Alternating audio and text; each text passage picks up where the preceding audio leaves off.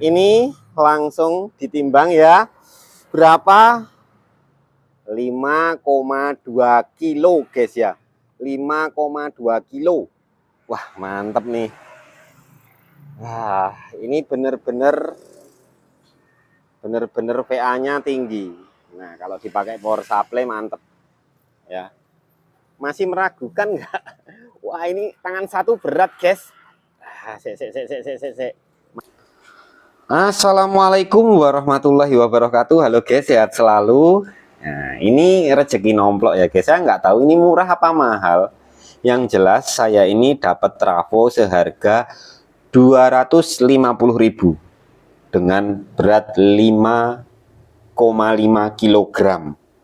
Ini trafo copotan dari cas aki zaman dulu kala. Tapi alhamdulillah sudah saya cek semua, itu alhamdulillah normal, nggak ada kendala.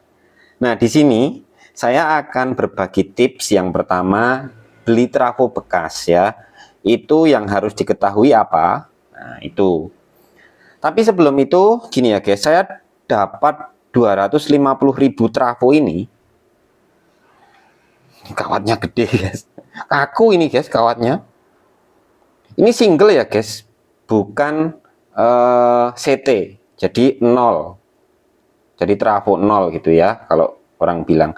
250.000 itu termasuk ini ya guys, elko. Dan ini elko-nya bagus. Yang ini nggak tahu. Yang jelas ini saya ukur semua ya. Kalau mau penasarin aja. Nah, ini kita kasih lihat dulu di skala ini nanofarad. Kok nanofarad, mikrofarad auto ya guys. 1 milifarad sama dengan 1000 mikrofarad. Nah, dia ini baru ngebaca nih di multimeter. Itu tulisannya milifarad. 20 milifarad berarti 20.000 mikrofarad. Elko bekas-bekas ini malah mantap. Dan saya masih punya elko bekas lagi, nanti digabung bisa untuk power supply gitu guys. Nah, ini kita cek juga dapat berapa kalau digabung. Kebetulan ini elko-nya sama 50 volt semua. Ada 7 milifarad, berarti 7.000 mikrofarad. Lumayan, jadi 27.000 mikrofarad pakai elko kecil-kecil ini gitu guys. Mantap. Nah, saya beli ini sebenarnya sudah ngidam sejak lama untuk buat power supply, cuman masalahnya kan mahal. Maka saya nunggu pending sampai akhirnya sekarang dapat. Saya bilang ini murah lah ya. Karena gini ya guys, ini besar loh. Hampir kayak 15 era gitu. Nah, di sini sayangnya itu kan polosan ya guys. Kita akan mencari tahu, tugas saya itu mencari tahu berapa VA trafo ini. Kalau voltase kan gampang nih. Nah, jadi ada triknya seperti apa gitu. Nanti saya kasih lihat. Nah, sekarang kita mulai dulu dari pengujian. Kalau beli trafo bekas itu dipastikan ya guys, kita menguji ada yang short atau tidak. Ada yang short atau tidak. Jadi antara ini gulungan primer, sekunder itu yang kawat besar, yang outputnya ke body. Nah, ini kan nggak ada short nih. Kalau ke sini kan short, bunyi. Ini nggak ada short. Sama ke gulungan primer. Sret. Nah, ini juga nggak short nih, nggak ada yang short ya. Terus gantian gulungan primer sama ke body. Nggak ada yang short guys. Kalau di gini kan. Nah, ini nggak ada yang short. Pokoknya cari semua yang ada pinnya kayak gini. Nah, ini kan ada lagi nih. Ini terpisah nih. Ini kawatnya lebih kecil nih. Ini ada short nggak dengan yang sini? Berarti nggak ada. Aman. Ke sini nggak ada juga. Aman. Terus kalau ke sini, ke gulungan primer, aman. Jadi ini gulungan sekunder yang biasanya buat kipas gitu loh guys.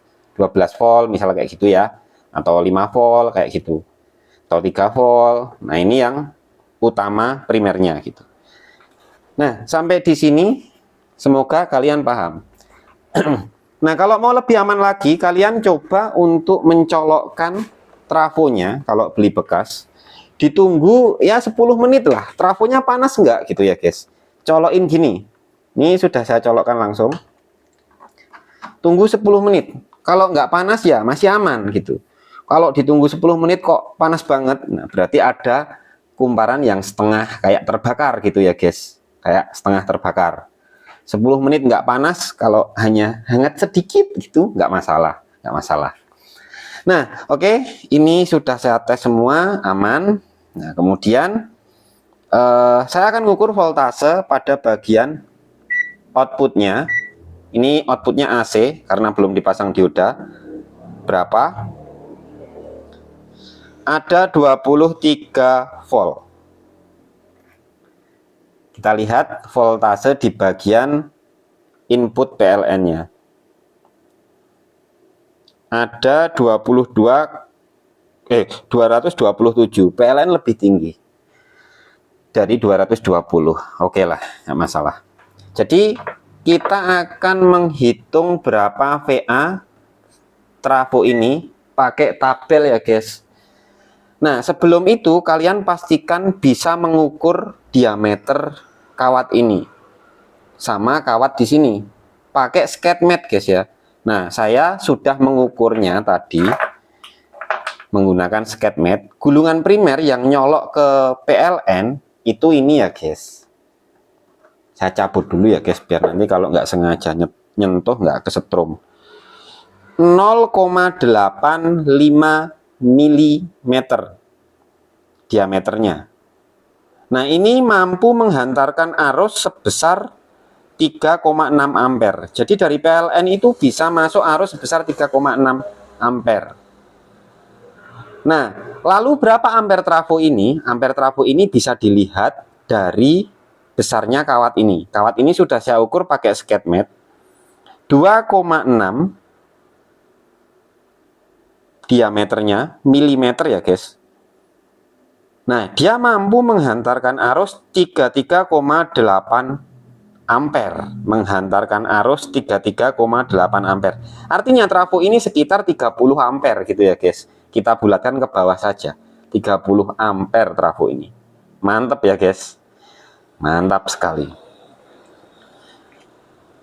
Ini kalau dipakai untuk inverter bisa nggak? Inverter ya bisa, tapi 36 volt ya, guys. Inverter dengan sistem baterai 36 volt butuh trafo 21 volt AC. Ini 23 volt AC. Nah, itu masih bisa, masih toleransi, masih bisa digunakan di inverter, dikit inverter itu. Ya, mungkin ada sedikit setting-setting lah gitu nanti di modulnya. Oke, selanjutnya kalau dipakai untuk inverter 12, 24, 48 ya nggak bisa. Lain ya, guys, lain. Yang mepet bisa di 36. Tapi rencana karena saya beli ini mau tak pakai buat power supply, jadi tidak saya buat inverter. Nah, sekarang kita menghitung VA-nya. VA-nya itu berapa volt ampere. Nah, tadi saya sudah bikin catatannya biar cepet aja. Sini ya, guys. Nah,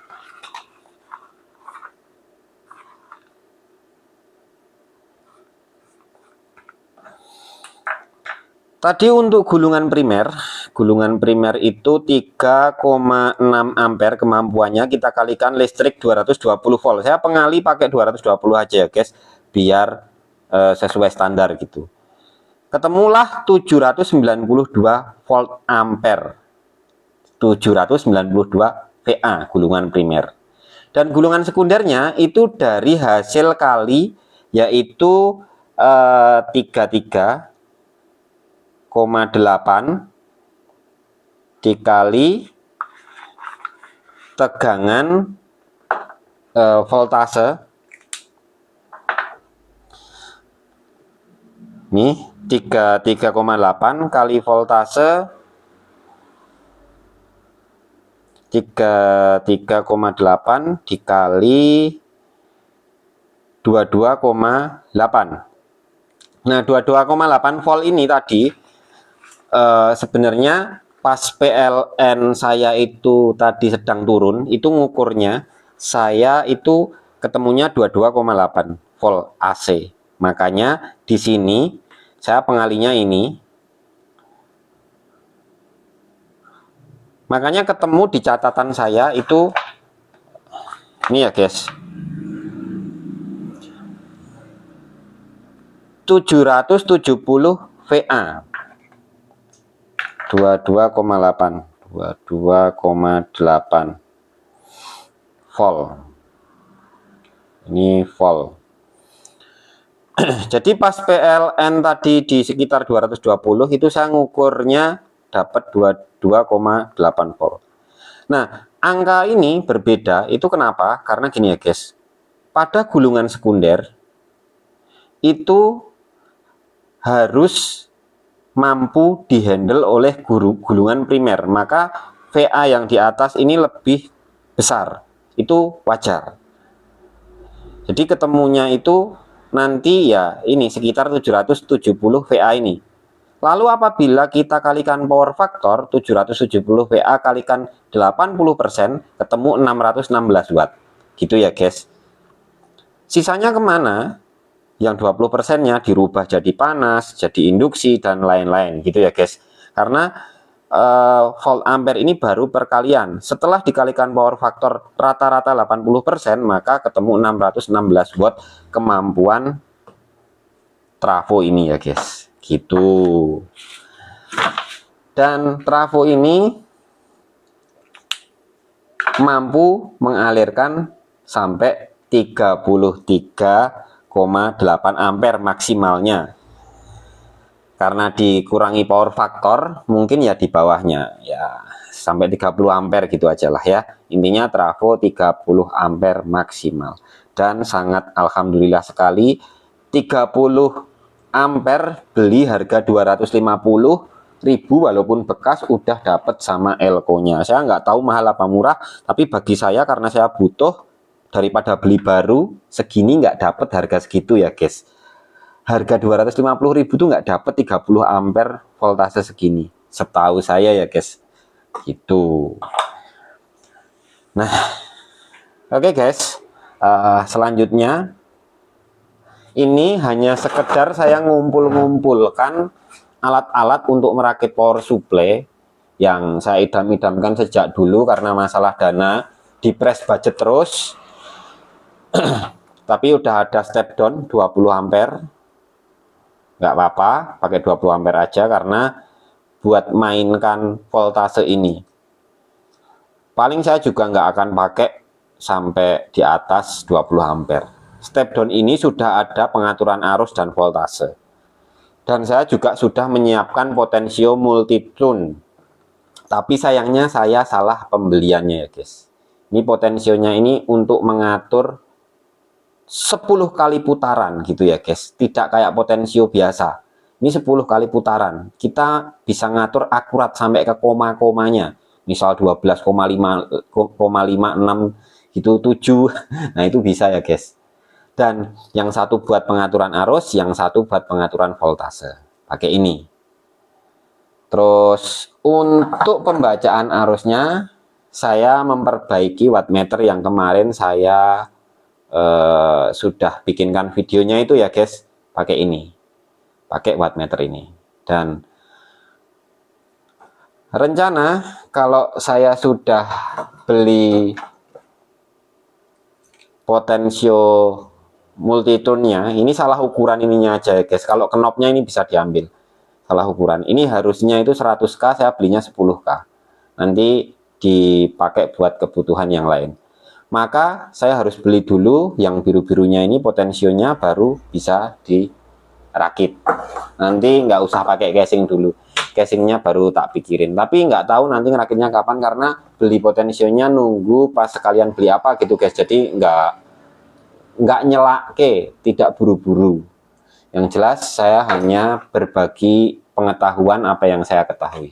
Oke, gitu aja. Thanks for watching. Wassalamualaikum warahmatullahi wabarakatuh.